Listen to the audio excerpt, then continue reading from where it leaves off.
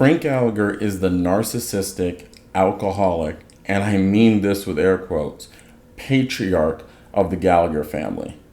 He is a complex character who has the ability to be both highly intelligent and highly clueless all at the same time. Throughout the 11 seasons of Shameless, Frank is easily the most entertaining character, as his commitment to himself is simply unmatched. He frequently annoys those around him with his antics and never fully appreciates them outside of what they can do for him. However, there have been plenty of moments where Frank has done right by his family and friends, making it difficult to hate him outright.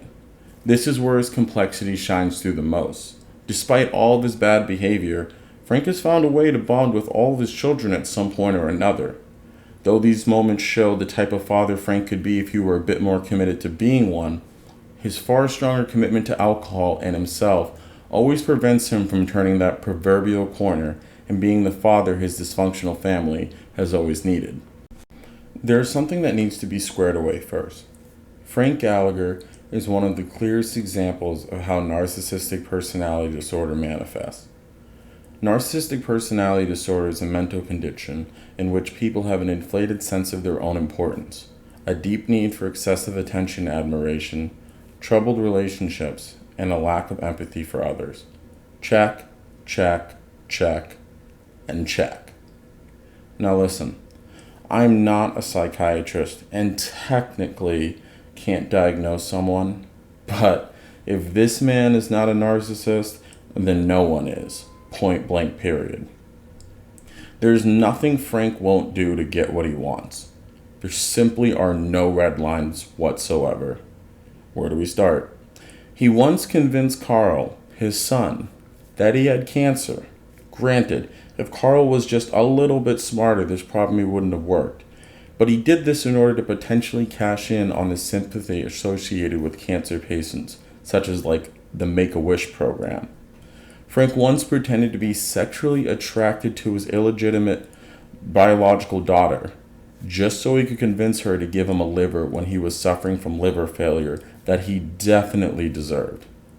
His daughter having no idea that they were related, so she chose to entertain Frank's approaches until Frank reluctantly gave up his ploy because he refused to engage in incest in order to obtain a liver. So I guess there really kinda is a line. Like 1. Incest. But in my opinion, Frank's two most heinous deeds are hard to rank. Either way, they are both detestable and should rank 1A or 1B respectively, dependent upon your own moral compass.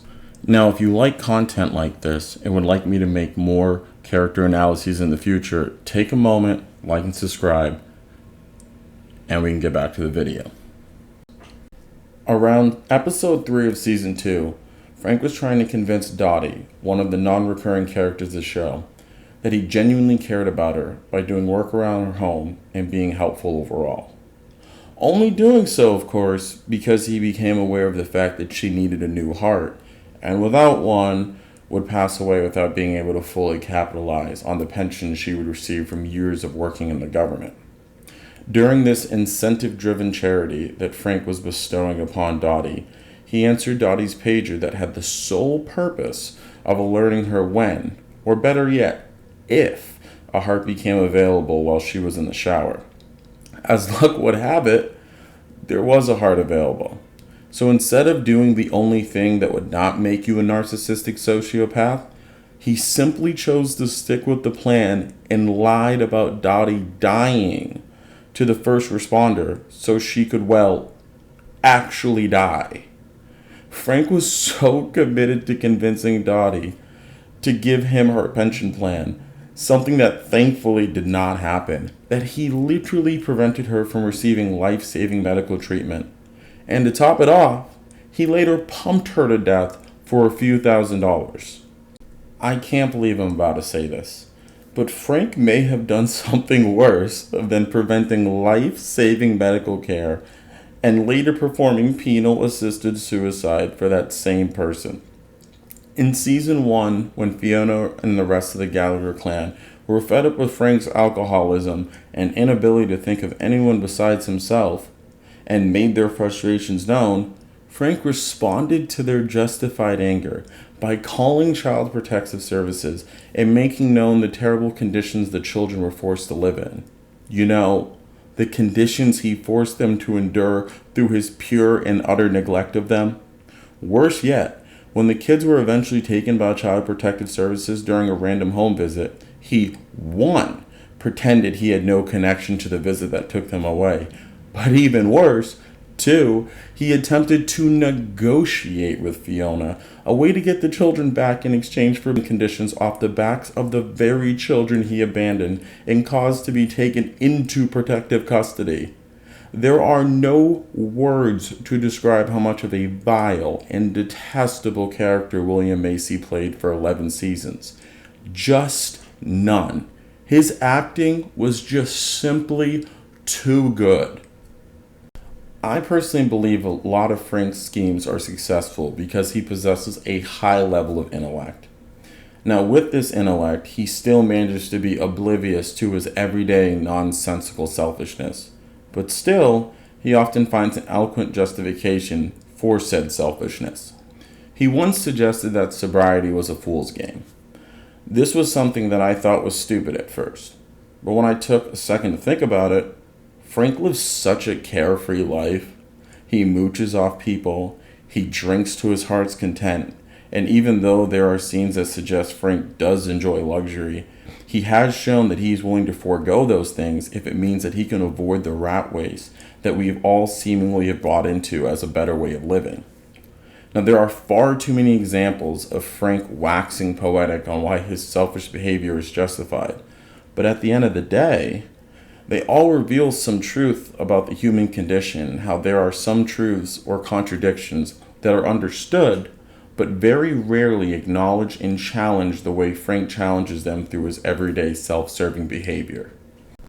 Whether or not this was way too late to ever make amends for his past behavior, Frank towards the end of the show really does bond with his youngest son Liam, going as far as finding a way to get his son a better education after witnessing the horrid conditions that Liam had to endure at his public school. During Fiona's anger drinking phase, he tried to find a way to get her to drink for pleasure instead of using it as a means to get over her past troubles. When Frank coerced Carl to steal from his temporary foster family, he would take the fall for Carl and go to jail in his place.